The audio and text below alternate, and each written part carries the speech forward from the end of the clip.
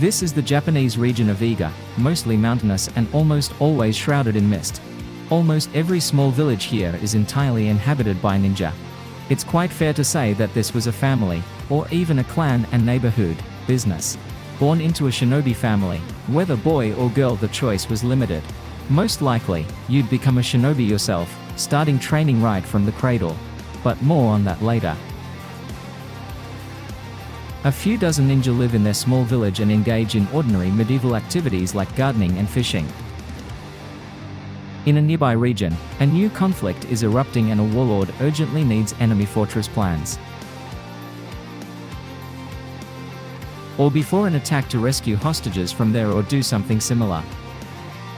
Samurai, of course, refuse to engage in such activities, so the warlord gathers a hefty sum and commissions the ninja clan for the necessary services. Shinobi were not warriors in the traditional medieval sense. Nor were they merely hired assassins, as they are often portrayed in modern popular culture. Ninja were among the first professional spies and saboteurs in human history. The ninja's main weapon was never the katana or their refined martial arts skills, but deception. They certainly had everything else as well, but they had to use their combat skills less often than one might think. In reality, shinobi were skilled in everything that might be needed during any phase of a conflict. It would not be an exaggeration to call them the elite special forces of their time. Ninja training really began almost immediately after birth. The cradle of the future James Bond was rocked gently but methodically against the wall, while the slightly older little shinobi was periodically spun and turned in different directions. This trained the vestibular system and developed perfect reflexes. Next came the study of reading, science, and the arts. Another proof that the stereotypical image of ninja has little to do with reality.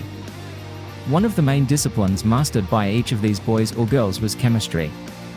A ninja had to be able to make, say, poison from plants found in the backyard, or craft an explosive device on the fly from whatever was available in the kitchen. Shinobi actively used gunpowder, borrowed from the Chinese, at a time when samurai largely ignored it. Of course, they paid plenty of attention to basic physical training. A recruit would be left almost naked in the snow-covered mountains for several days, where they had to survive relying solely on their own skills. When moving, a ninja paid attention to the smallest details. Footprints, shadows, reflections, the foundation of elite spies, intelligence officers, and special forces work today. Ninjutsu is a kind of manual for shinobi. This term is often misunderstood as just the close combat style of the ninja.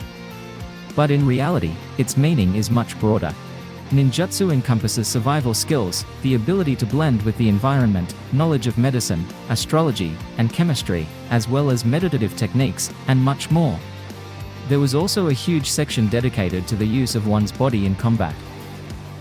The main tasks of a ninja were usually to avoid confrontation, to come and go unnoticed while accomplishing the mission. But if it came to throwing punches, even then, few could match these guys. Among other things, the ninja's combat style was distinguished by elements specifically suited to their work. The focus was on silent, suffocating moves, sudden strikes from ambush or behind, and ninjas were trained to fight in confined, narrow spaces. They were flawless in their mastery of any weapon, even the samurai katana. And while ninjas are often depicted with this legendary sword today, they actually used it skillfully but very rarely. This weapon was too conspicuous and recognizable to be used regularly in espionage or sabotage missions. So the ninja's own sword was much shorter. It was not very often that ninjas had to use their famous throwing stars shurikens, although they were indeed almost always in a shinobi's pocket. They were mostly used as a last resort. The favorite melee weapon of the shadow warriors was the kusarigama. It is an ordinary peasant sickle with chain attached and a small weight at the other end. With this thing, one could strike the enemy, cut, stab, and even throw it the length of the chain, then pull it back. A fearsome weapon in skilled hands. And most importantly, inconspicuous. In disassembled form, the kusarigama is an ordinary farming tool. With one of these in a bag, it's not difficult to pass by the guards of some castle disguised as a peasant. Inside you could have fun, ninja style, arson, poisoning the water, assassinating enemy commanders, and everything in that vein. Much more often you could see shadow warriors in ordinary clothes, rather than their famous outfit. And you wouldn't even suspect that an elite killer was right next to you. The ability to transform was one of the most important skills for a shinobi. Although those costumes, in which we mostly imagine ninjas, are not a mere invention either. They were indeed used in night operations, just like many other tools from the arsenal of medieval Japanese James Bonds. The ninjas were tasked with infiltrating a castle where, due to the war, no one was allowed in, and either rescuing hostages or assassinating an important figure. The shinobi sneak up to the defensive walls at night. Ninjas avoided operations during a full moon or the 8 days around it, as darker nights made blending in easier. With special spikes on their boots and gloves, akin to modern climbing crampons, they easily scaled walls and cut their way inside. A unique saw knife, the shikoro, came in handy. Since buildings were made of bamboo and clay, the shikoro could carve a large enough hole in the wall for a ninja to slip inside and complete the task. If something went wrong, there was still a few surprises in the shinobi's bosom. While retreating, they scattered tetsubishi, metal spikes, behind them, discouraging pursuers from continuing the chase. If that wasn't enough, small bombs and the previously mentioned shurikens were put to use.